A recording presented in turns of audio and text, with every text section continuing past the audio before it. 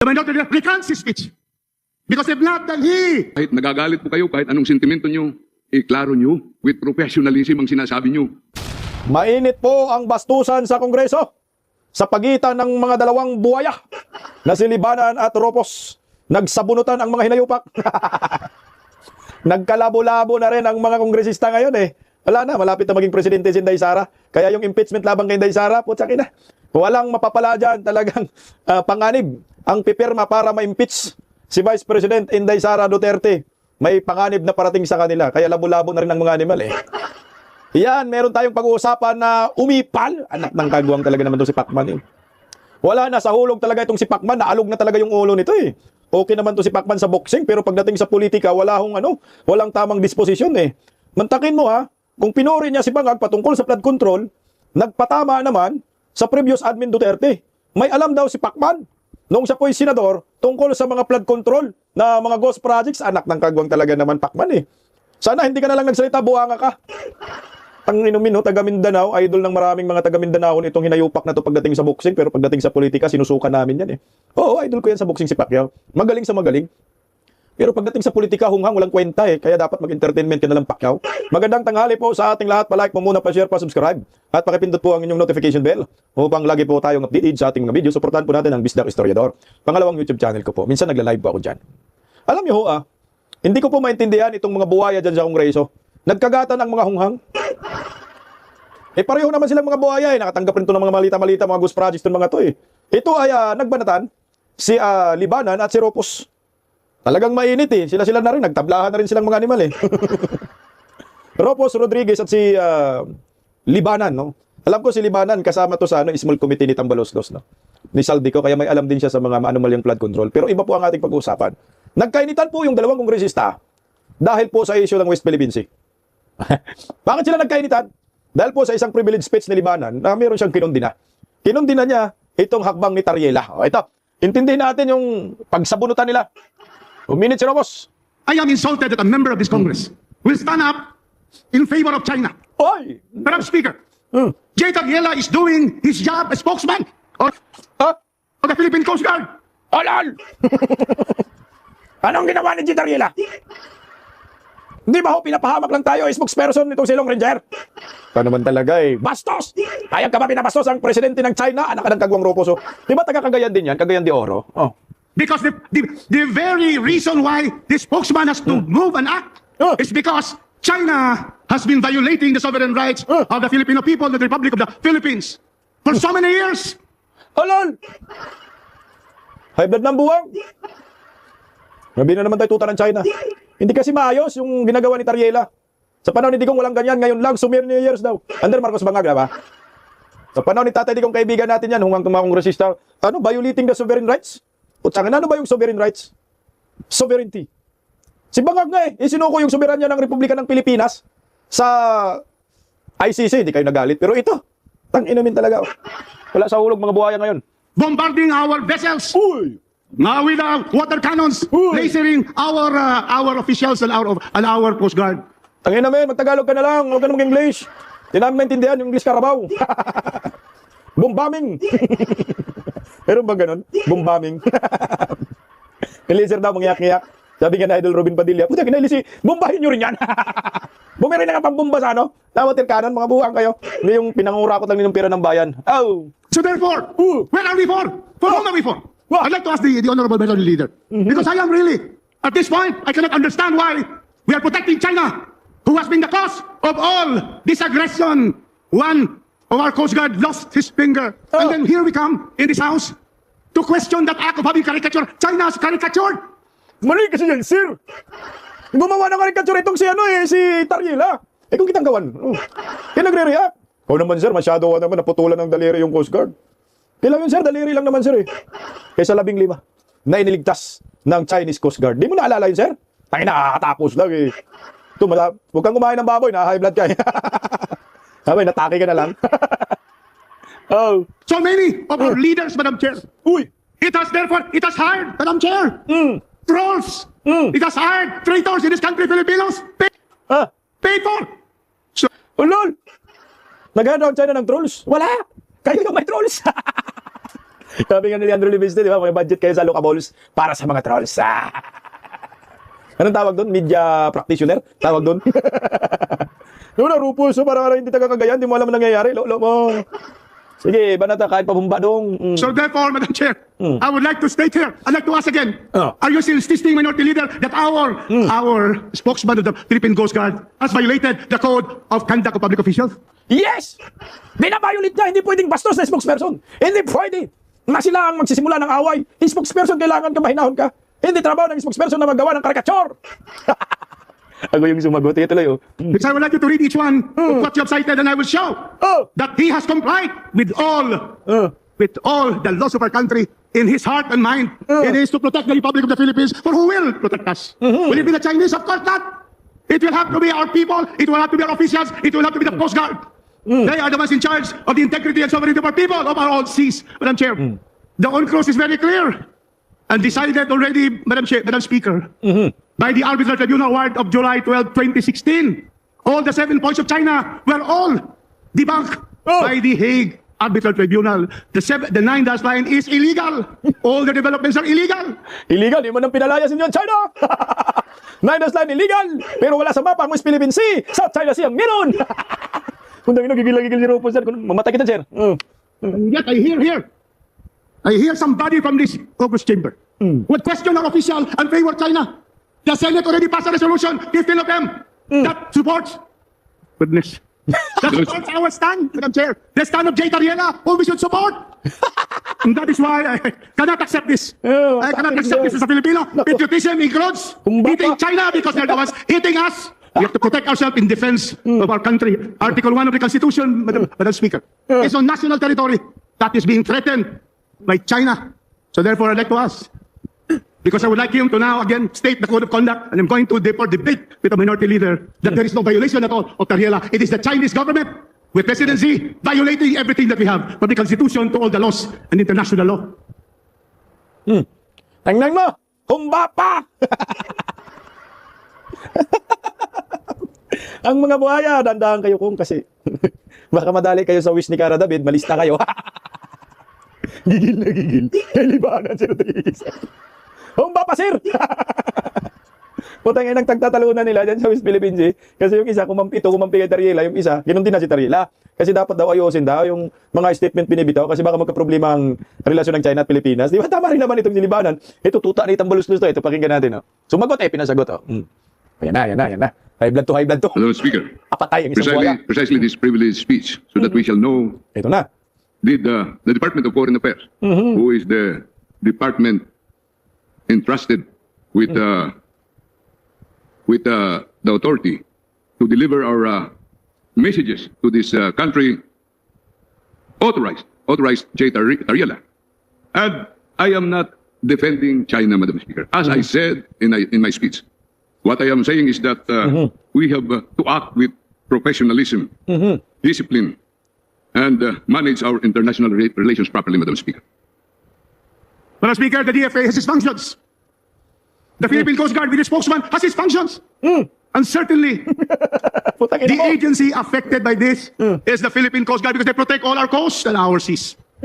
We therefore cannot say that the DFA, according to a senator, he has talked to the DFA.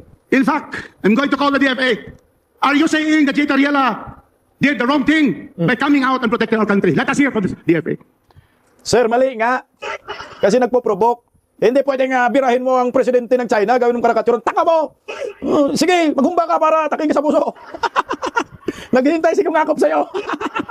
Yung tama lang ba na statement, kumalma. Di ba sabi niya, libanan. Because if they do that, they don't deserve to sit in the Department of Foreign Affairs.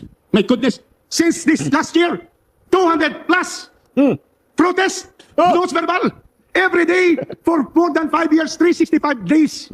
The Chinese vessels are intruding in Scarborough Shoal, intruding in the Kalayaan Island Group, in all our 200-mile nautical zone, which is our exclusive economic zone under the UNCLOS, and decided by the Arbitral Tribunal. So I'd like to, I have to react on this, Madam Chair. I hope the Minority Leader recants his speech. Because if not, then Madam Chair, he has therefore failed in his duty and his oath to this Congress, the representatives of the people. Look at niya! Malapit na matigok si Rubus. Pero si Libanan, kalma lang. Putangin na, bahala ka dyan. Atakihin ka. Mamatay ka. Tuloy natin, oh. That we have to therefore agree with China's complaint, the complaint of that ambassador. Because now they are hurt because the truth is coming out and we have a strong spokesman. And so I hope the minority leader withdraws his statement. Otherwise, I will be the one to make sure that there will be an ethics upon this, a congressman taking up the cudgels of our aggressor in the West Philippine Sea. Mamatay ka na, sir. Hindi tayo makatakin. Hindi tayo natalo dito si Rupos. Kaya kumpara kay Libanan, si Libanan, kalma. Chillax. Siya, gigil na gigil, oh. Definitely. I'm going to file an ethics charge because he has failed in his duty to protect and defend the Constitution of the Philippines. Article 1 is national territory.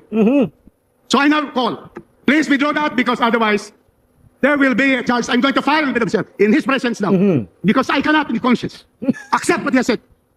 We are all Filipinos. We took the oath to defend the Philippine Constitution, to obey the laws of the land, and a signatory to the United Nations Convention of the Law of the Sea. We are also obligated. Therefore, can be no compromise on this. We cannot compromise national security. Therefore, I would like the gentleman to withdraw his privileged speech. Baboy pa. Baboy ba, sir? Gusto mo ba, sir? Meeting si kong akop sa'yo. Kaya tuloy kong din natin. Sige, banat si Libanon. Chillax lang, no? Si Rupos, parang matayin na sa high blood. Tuloy. Madam Speaker, Ito na. ako po ay nire-request na mag-withdraw ng aking privilege speech. Hindi ko po i-withdraw po yan. Ito po ay aking personal na paniniwala sa mga nangyayari. Dahil tingnan mo yung umaabot na tayo sa napakataas na nasa Senado, marami ng issues. Lahat po ng batas na ipinasa natin dito sa Kongreso ay sinuportahan ko po. Ito lang, nakita na natin na sinabi na mismo ng Presidente na yung pag-declare ng persona non grata umabot na sa pag-declare ng persona non grata ng ambassador ng China. Sinabi niya it is the last resort. Ibig sabihin, pero hindi ko importante na si Jay Tariela lang ang sinasabi ko dito. Ang sinasabi ko po dito na magkaroon tayo ng isang direksyon na pinamumunuan ng Department of Foreign Affairs para maging tama yung approach natin, hindi tayo ma-misunderstood. Hindi Madam magbe-withdraw Speaker, pa yan. the issue is not persona non grata. The issue is the statement and the caricatures of Jay Tariela, the actions of the spokesman. And the issue is not persona non grata, and I agree with the President. But the issue that he is saying is that our own official committed violations of the Code of Conduct of Ethical Standards of Public Officials. Which to me is really unfounded, baseless, and skewed towards the interests of the People's Republic of China.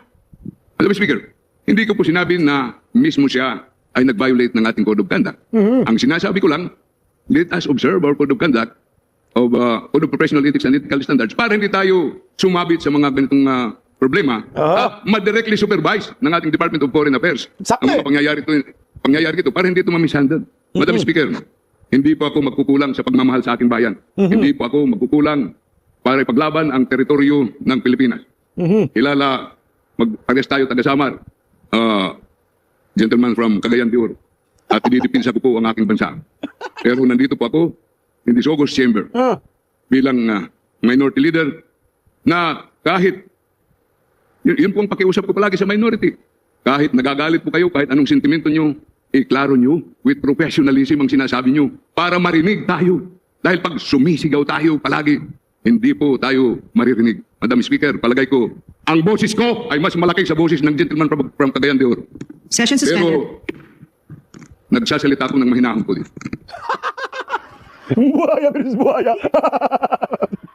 Ngayon kayo na natablahan mga hunghang. Gaba kayo, mamatay kayo dyan sa sobrang high blood eh. Kasi ako nag-gits ko si Libanan. Kasi ang gusto lang ba ni Libanan, pagdating sa foreign policy, Department of Foreign Affairs talaga yan. Hindi pwede yung Coast Guard. Hindi pwedeng bira ng bira. Sa foreign policy, persona non grata mo, papaya mo yung president ng China, gawin mong caricature, talaga yan, paparahin ka talaga. Kasi ang iniisip yan yung relasyon. Kaya ano mangyayari? Ito. May sagot po si Vice President Inday Sara Duterte. Patangin ang init ng labanan, no? Talo inis, no? laban po sa bago si Manny Pacquiao, usapan din natin si Manny Pacquiao.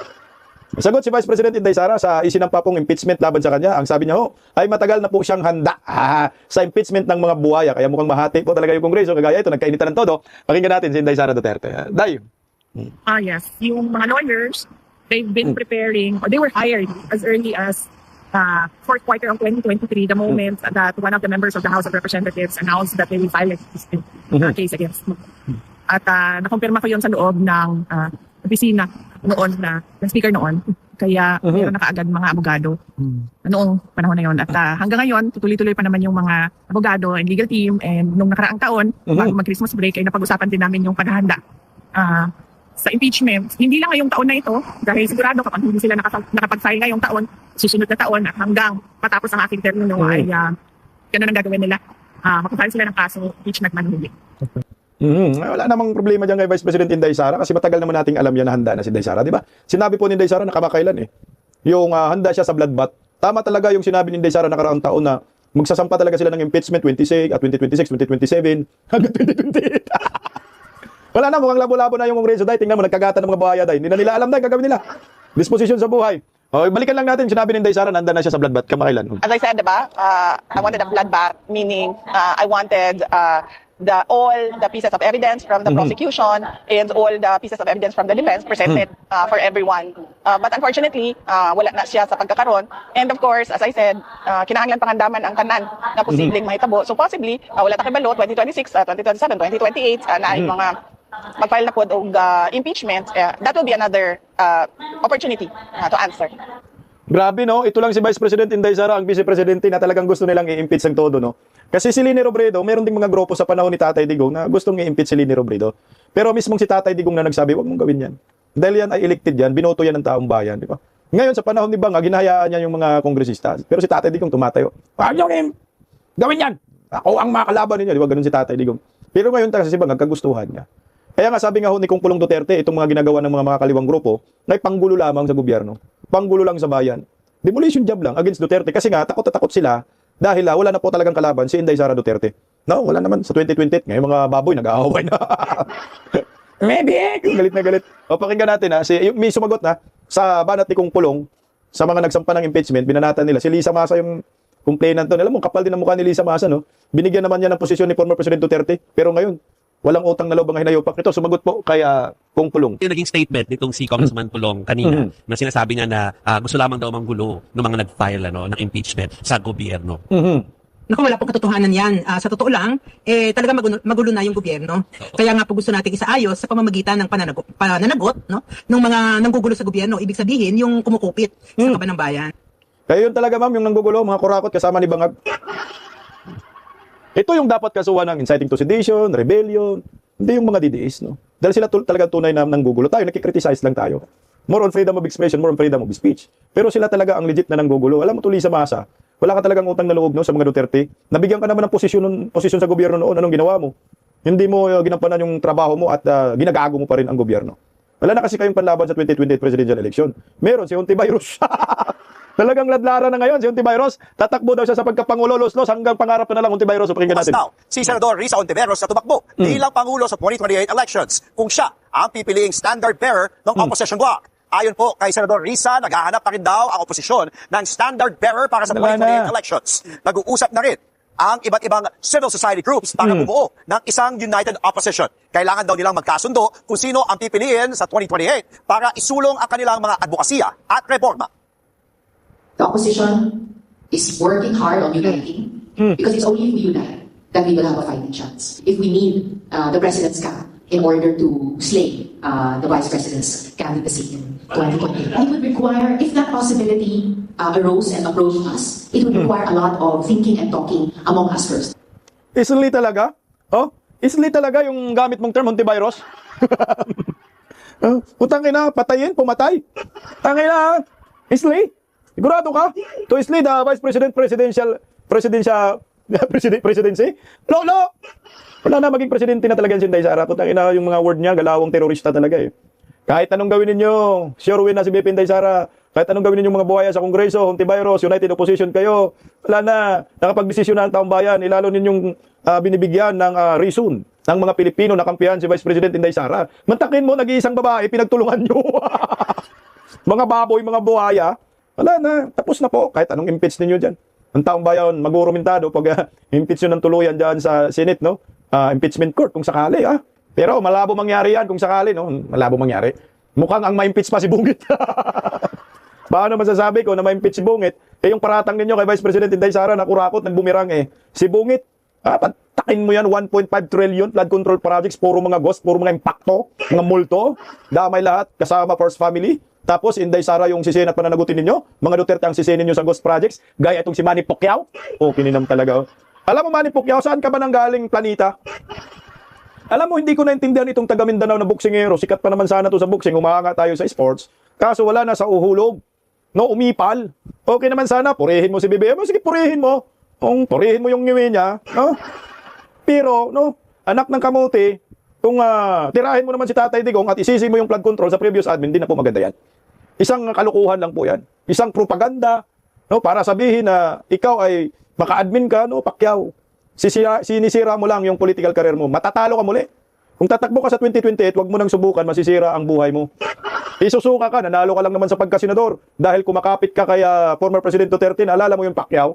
Nandun ako sa Lunita Grandstand noon A meeting di Avance, Tatay Digong noong 2016. Nandun nga doon si Pastor Apollo Sikibuloy that time Si Tatay Digong mismo yung nakiusap sa maraming Pilipino, mga taga Mindanao, mga Bisaya, na sabi, idamay nyo po sa listahan ninyo itong kaibigan kong taga Mindanao, si Manny Pacquiao. Manny Pacquiao, special mention ka pa. Pumunta ka, di ba? Kaya ka nanalo. So ngayon, ano hong nangyayari? Bakit ba na iba ng tono mo, kumampi ka sa mga demonyo, bugok ka? Dahil ba ay hindi kinatigan yung PDP laban mo sa PDP laban sa PDP laban ni Tatay Digong? Mubo na Pacquiao. Wag mamasyadong ipal. Ako hindi ko lang nagustuhan po itong patama ni Manny Pacquiao na para bang sa panahon ni Tatay Digong ay may ghost projects na flood control. Meron daw siyang alam. Lo mo Pacquiao. Ito pakinggan natin May matinding patama ang boxing legend at dating senador na si Manny Pacquiao sa mga sangkot sa flood control scandal. Matagal na rin daw niyang ibinunyag ang mga anomalya noong nasa politiko pa siya. Nagbabalik si Hannah. Tangina, matagal na niyang ibinunyag ang anomalya nung nasa politiko pa siya. Nagkamuti ka Pacquiao. Senador ka panahon ni Tatay Digong. So, ibig sabihin sa panahon ni Tatay Digong, merong ghost projects flood control, anak ng kagwang. Lahat nga ng mainstream media, galit kay Tatay Digong, wala man nabalitaan ganun Pacquiao. Ngayon lang Tangingot itong inayupak na to. Hanati, para sa detalye. Pasalamat ng mga hindi ako nanalo ng presidente. Uy! Kung nanalo ako, lahat sila kulungan na. Narinig ko rin yan. Hoy, Pacquiao, tumigil ka. Naduling ka na. Pasalamat daw yung mga korap, hindi ako nanalo ng presidente. Kung siya nanalo daw, lahat sila kulungan na. Putang ina, narinig ko yan nung panahon ng election. Sabi mo, pag ikaw nanalo, papakulong mo si BBM. Ano, papakulong mo si BBM? Putang ina, pinupuri mo na ngayon, hunghang. Nga, tuloy Pinagdarasal ni former senator at boxing legend Manny Pacquiao ang mga sangkot sa flood control scandal. Anya, sana raw makamit na ng Pilipinas ang totoong hustisya. Nasa hot seat ngayon ang mga dati niya na rin kasamahan sa Senado, kasama si dating Senador Bong Revilla na sumuko na sa mga otoridad, sina Senator Jinggoy Estrada at Joel Villanueva na pinaparatangang tumanggap umano ng kickback sa mga proyekto. Bilang dating chairperson ng Senate Committee on Public Works, nung siya pa ay mambabatas, matagal na raw niyang inilahad ang malaking problema sa info projects, gaya ng sa flood control, rock netting at iba pa. Pero tila hindi raw maganda ang reaksyon ng publiko rito noon.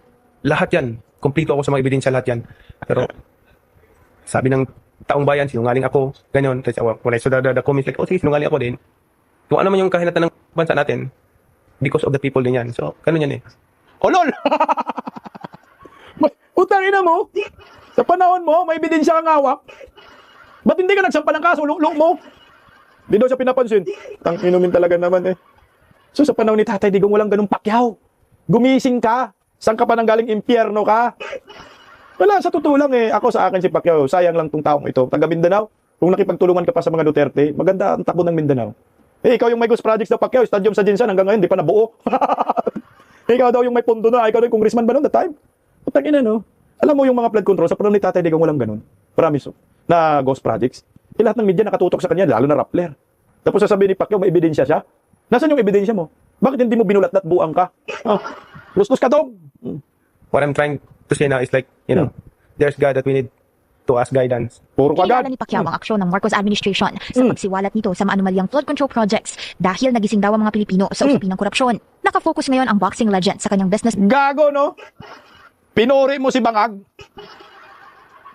Kinilala mo yung hakbang ni Bangag, no? Dahil daw doon sa hakbang, nagising ang Pilipino sa korupsyon, lolo mo Pacquiao. Hindi man si Bangag ang nagbisto ng korupsyon. Naghugas kamay sa Pacquiao. Ang kalikasan, no? Ang nagbisto.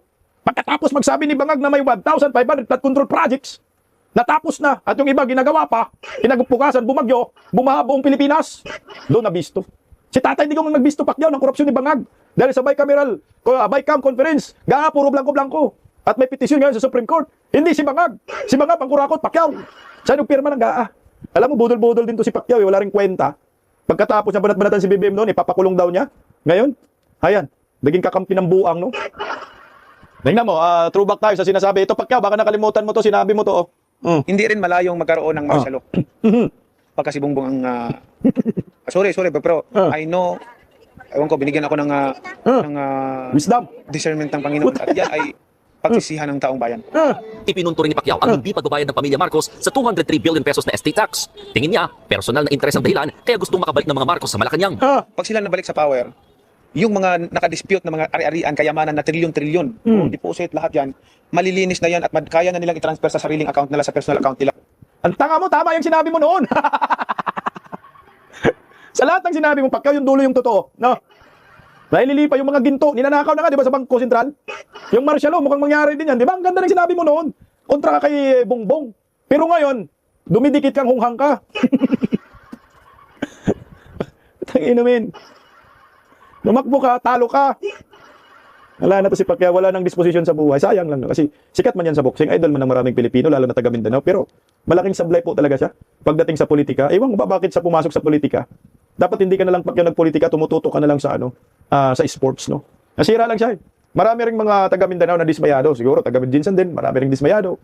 Taga Davao. Kasi nga, kinukontra niya si former President Duterte. Dapat mo suportahan. Dapat, bibihira lang eh. Kung ikaw, Pacquiao, luminya ka muli sa, Duterte 10, malamang nananalo ka pa. At muling mamamayagpag ang pangalan mo sa politika. Kaso kayo, mga nasira ulo na kayo eh, di ba? Nasiraan na, hindi na alam kung saan kakampi, binibira niya si BBM noon, ngayon kinakampihan, wala. Trapo style. Malayong malayo. Buti pa ho si Idol Robin Padilla. Mas mautak pa si Idol Robin Padilla kaysa kay Pacquiao. Layo ni Pacquiao. Idol Robin naninindigan na may prinsipyo. Kung hindi nagbabago. Si Pacquiao at saka si Tolentino magkamukha pareho silang utak, mga traidor. O kung si Tolentino sumali din sa Duterte 10, malamang nanalo din kasi naalala natin si Pacquiao, Tolentino, nanalo ang mga yan dahil ini-endorso ni former President Duterte. So ngayon, sumama kayo sa Timbangag, ano po nangyayari? So talo kayo. Hindi kayo nananalo, so mga iyakin kayo. Di ba? Yung dalawa doon sa Timbangag sumali, binoto ba? Hindi. Pero kung Team Duterte kayo sumali, Tolentino, Pacquiao, na natulungan naman kayo sa panahon ni Tatay Digong, nanalo dapat kayo. Dumikit kayo kay Bangag, di talo kayo. Buti nga lang si Bangag, merong George Garcia, minimikos yung resulta. Kung wala, lahat ng kandidato ni Bangag may tulog. Ginagago lang ang taong bayan. Anyway, ako hindi ko nagustuhan yung mga pahayag ni Pacquiao na meron daw siya alam niya nung siya ay nasa politiko pa. Ibig sabihin, ang former President Duterte, former Duterte admin, ang pinatamaan niya dito. Di ba ho? Ba't pinuri niya si Bangag? Isang walang kwentang statement galing kay Manny Pacquiao.